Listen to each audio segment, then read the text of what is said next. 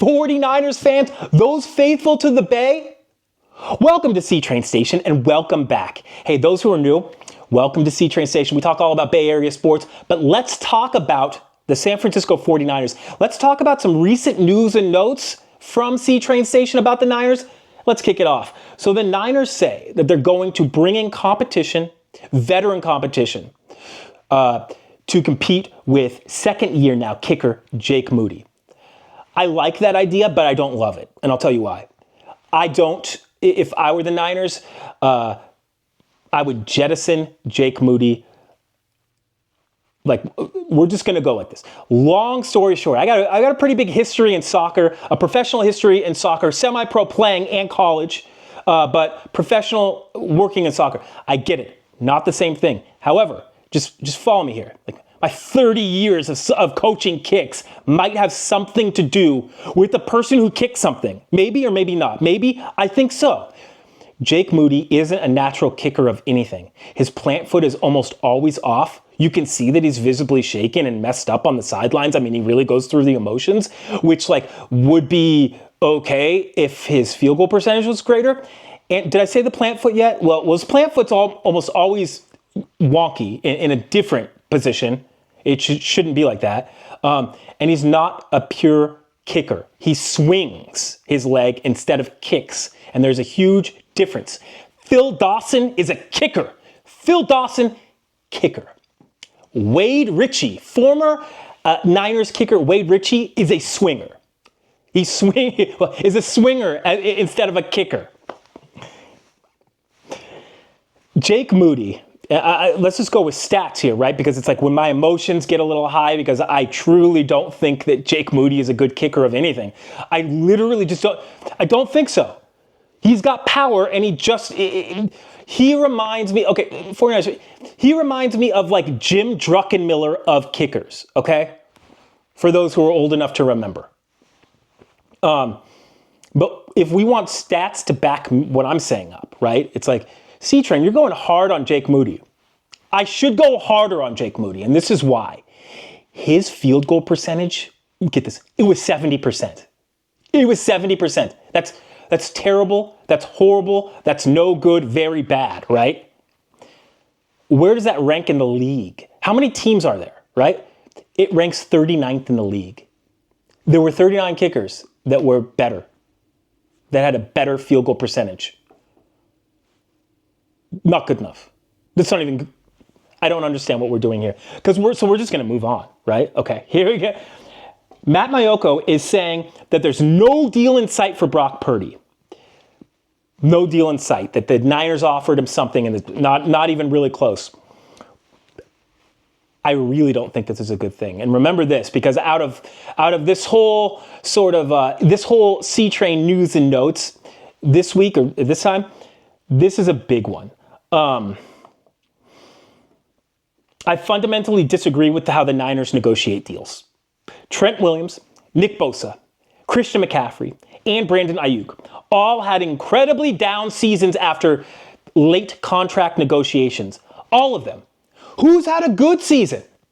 What Niners player re-signed later in the offseason, right? What are they going to go into training camp again? And then had a great season. Wait a second, time out. I'm going to add to that list. George Kittle had a down season after his re-signing, didn't he? What about Deebo Samuel? Is there any history of any Niner having a good season when they push these negotiations on and on? There's no deal in sight, not good. Once again, I believe that Brock Purdy should follow, and I believe that Brock Purdy should follow Tom Brady and Mahomes' footsteps, take less money for the club. But here's the catch. I believe that Brady and Mahomes took less money so that the club could build around them, could help to, Brady got Gronk, right? And Mahomes gets a bunch of people, right? They sign a bunch of quality free agents every season, the Chiefs do. Here's the deal, though. I thought it could happen. I thought that Brock Purdy could get a great deal, a nice in the 40s, high 40s, low 50s deal. No problem. That's a wonderful deal. That's a wonderful deal, even at a slight discount. and that the Niners would be able to invest a little bit in like, for example, like maybe like re-signing Aaron Banks, for example. I know that he went for a lot of money, but like the Niners are really thin now up front of their offensive line. It's not going to happen. I thought it could happen. Doesn't look like it's going to happen. The Niners are investing like in the stadium and just saving money this season. It is what it is because like the Niners, they spent a lot in the last few offseason. They got no Super Bowls to credit for it. So I can't fault Jed York for being a little bit stingier with his money. But I did have to say this. The reason, so it's like C-Train, you're talking about Brock Purdy leaving money on the table for the betterment of the team. That's what I'm saying. If you want to be quick to judge me, do it, but listen to this. Watch this. Me, C-Train, the actual person, me, right? Twice. So not once, not twice, not 3 times, but twice have offered to, in my jobs, have offered to cut my pay to give money to more deserving people. I've asked my employer. One time I almost begged my employer, please give me less money. Because it's like, if you're going to be stingy and not pay this person, be stingy and not pay me, give this person what's deserved. Why did I do that? For number one, this is going to hurt some people's feelings, and I know it's going to be incredibly controversial. This is going to be the most controversial thing that I've ever probably said on the waves. But like, money isn't everything. I know. Money isn't everything. It's not the only thing, and there are some things that are bigger than money. And in this case, I'm actually talking about a Super Bowl. I believe that if Brock Purdy could have gotten the deal done, get into every single camp, no holdouts, be on time for everything, that that good things are going to happen because good things happen to those who sacrifice for the team. And how about this? Good things happen to teams and organizations where the entities of their team sacrifice for the greater good.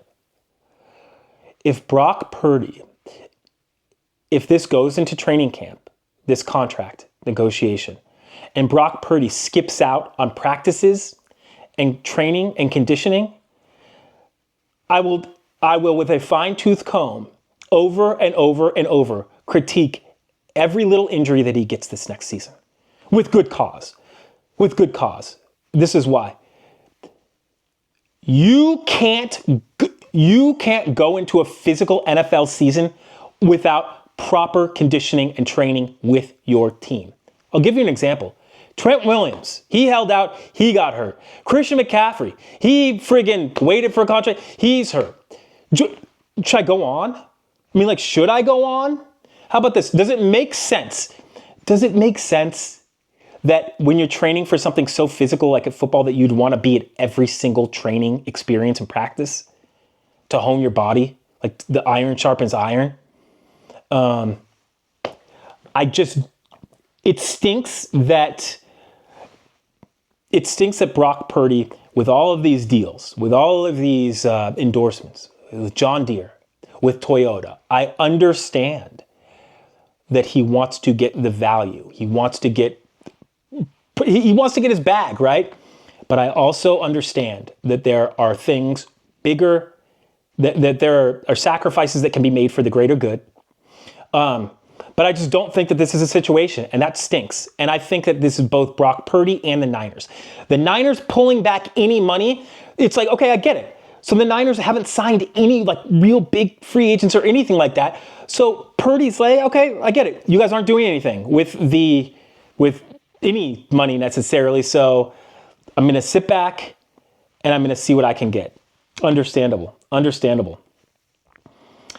Going into the draft, the Niners have been linked to Georgia defenders Maiocco Williams and Jalen Walker. I like both players. The rumor is that John Lynch, Niners GM John Lynch, likes Ole Miss defensive tackle Walter Nolan at the number 11 spot, whereas Robert Saleh, the Niners defensive coordinator, likes Williams and Walker. I agree with Saleh 100%. I love the interest that I love the players that the Niners are interested in. Jalen Walker was one of the guys that I love, right? He was one of the guys, he was one of the prospects that I loved. And Michael Williams, here's the downside about him, or Maiocco Williams. So here's the downside. He's a defensive end from Georgia. Okay, he's like 6'5", 260 pounds, decent, good against the run, with upside as a pass rusher, right? The Niners had that. The Niners had Leonard Floyd, and they cut him. Leonard Floyd was on a decent contract, relatively healthy for the whole season, and also got 8.5 sacks last year. So it's like, where am I going with this? I think that the Niners are so thin at every position, in the trenches, that their inability to sign anybody in free agency is really going to hurt, because now they're desperate. Now the Niners are desperate for defensive linemen, which is going to allow players like Shamar Stewart and Nolan to hop up their draft boards when I do not think that they should be that high. And here's an example.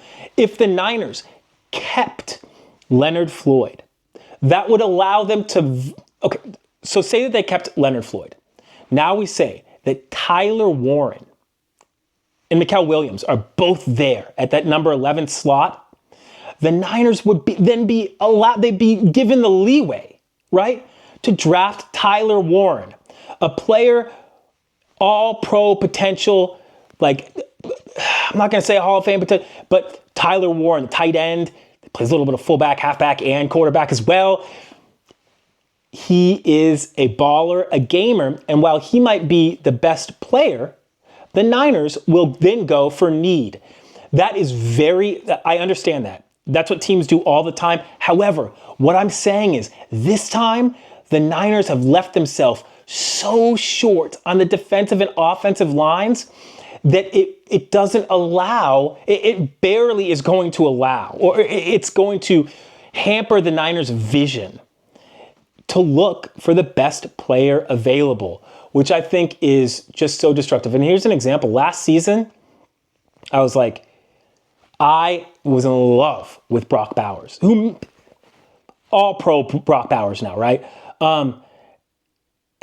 But it's like instead, the Niners, though, felt the need, I believe, to reach, because they felt that need for a wide receiver. And then they reached for the 12th best wide receiver available, which was Ricky Pearsall. And I understand he had a decent season, but it's that's where it gets me down. So what I'm trying to tie this idea up, the Niners, through not being aggressive or active in free agency, have left so many holes that I believe it may incline them to reach or not make the best decision for the club, because they need to simply fill roster slots. That's devastating. But hear me out. With all that said, with my little negativity there and whatnot, because the Niners weren't active at all in free agency, right? I get that they're going in a different direction, but it just puts everything on the draft. And I really don't love that when the Niners haven't been great at drafting. Their last season's draft holds promise, right? But seasons before that have been really, really, really, really bad. And it doesn't give you a lot of confidence that they're going to hit on all those 11 picks, or even most of them. So hear me out. The Niners, I'm not going to be frustrated if they pick Nolan or Shamar Stewart, but hear me out. We just can't have the Niners drafting Jack Nelson at number 11. We can't have it. We cannot have the Niners or trading up for a Jack Nelson. Who's Jack Nelson? He's a 5th or 6th round offensive tackle from Wisconsin. Why am I bringing him up? Because he's totally this irrelevant name who the Niners tend to like attach themselves to irrelevant names because they think that because the Niners are pretentious with their thinking. They think that they're smarter than the whole league. So like, they're like, no, we're going to subvert the draft and draft Jake Moody in the 3rd round because we're like subversive and like cool. And it's like, nice. You wasted a pick on a guy who sucks. He's a field goal kicker who can't kick field goals. He's the 39th percentage in the league. He's the worst field goal kicker in the NFL, +7. What are we doing? So it's like, if the Niners trade up to draft like Jack Nelson, who's ranked like the 180th player, and they're like, no, lots of teams liked him. It's like, no, bro, you could have drafted him in the 3rd round, and you traded 4 first-round draft picks to trade up for him. What are you doing? The Niners have done that before. They've done that with Trey Lance. Ricky Pearsall was a reach. It was a reach. So where am I going with all of this? Tim Kawakami and others were talking about, he was hesitant that the Niners trade up the Niners at that 11th slot are so close to blue chip prospects. They're this close to Abdul Carter, Travis Hunter, right? Like, seriously, they're this close. And I did like the trade chart. They have like these trade value charts, says that the Niners could get up to like the 5th or 6th pick by trading value chart. Now, I don't think that this is necessarily realistic, but by trading their 11th overall pick and like a 3rd rounder. And that gets them up there. That's not what the value chart is. I think it would take like a first rounder, like their number 11, a 2nd rounder next year, and a 3rd rounder. But hear me out. Tim K was like, you don't want to give up a couple spots in the draft. You don't want to give up those 3rd round picks because we know how much the Niners hit on those 3rd round picks. Here's my contention. I disagree wholeheartedly, especially in this case. And here's why I'll tell you why I'm correct. This is why I'm correct in this instance, is because the Niners are this close to a blue chip prospect, to a dude who has all-pro, Hall of Fame potential, darn near first year. We're talking about the Abdul Carters, the Travis Hunters, right, of the world, even the Mason Grahams, and I love Mason Graham. Tim K was like, oh, we can't give up that pick. Got it. So the last year's 3rd round pick was Jake Moody. Got it.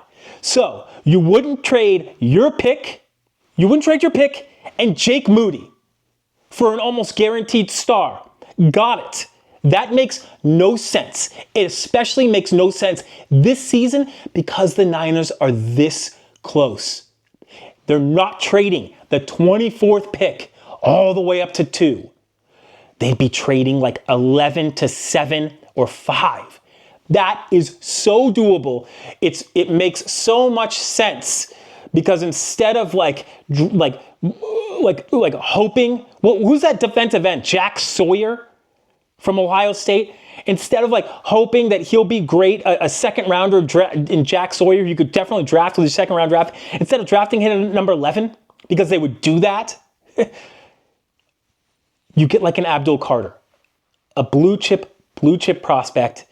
You put him opposite of Nick Bosa, and you maybe have the scariest defensive tandems in the league already, and that's done in some of the most prized positions.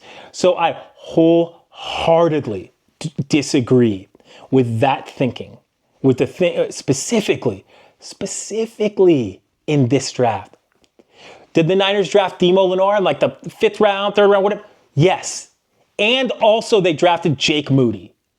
Move up and get a guaranteed player. 2 more times. Move up and get a guaranteed player. Move up and get a guaranteed player. Don't wait for them to slide. Don't wait. Move up. Move up and get your number 1. Get the number 1. Go get the best player in all of them. Go get the best one. Do it. You have the ability. And the only thing that's holding the Niners back is the pretentiousness and thinking that they're too smart and that they're so smart that they can turn, like they thought that they could turn Jake Moody into Phil Dawson because they're pretentious. One more time. The Niners thought that simply because they drafted a dude, essentially, they put him in a Niners uniform, he'll score points. No, incorrect, wrong. When we're talking about trading up, though, there are 3 players who I would trade up for. Travis Hunter. Why? Because he's one of those talents. He is a two-way talent with home run and big playmaking ability every time he's on the field, and he's on the field a lot. Abdul Carter, already told you about him. Who's the third one, though? Who's another guy that I would trade up for? Mason Graham, defensive tackle out of Michigan. Look at that. I don't know if you can see that. I have goosebumps just mentioning this man's name. A quick thought on Mason Graham and why he's pretty much my number one. It's so interesting because, like, well, let's talk about Mason Graham. This is a quote on Mason Graham. He's a defensive tackle from Michigan, projected top 5 to top 7 pick, number 1 defensive tackle in the class, a dynamo, dominator, defensive legend, and national champion. Here we go. Quote on Mason Graham. Graham can be a nightmare for O-line coaches because the defense can line him up over the worst athlete inside. I love that. And if you can play Bosa next to Graham, it's kind of like pick your poison. It's going to be near indefensible. That the defensive line is exactly where the Niners need. That's exactly the Niners need. He's exactly the Niners type of player. He would thrive in Robert Saleh's defense, and I think he would revitalize that defense that was sort of rocked last year. Let's be honest. I keep ranting, and I want to make I keep ranting about Mason Graham simply because of this.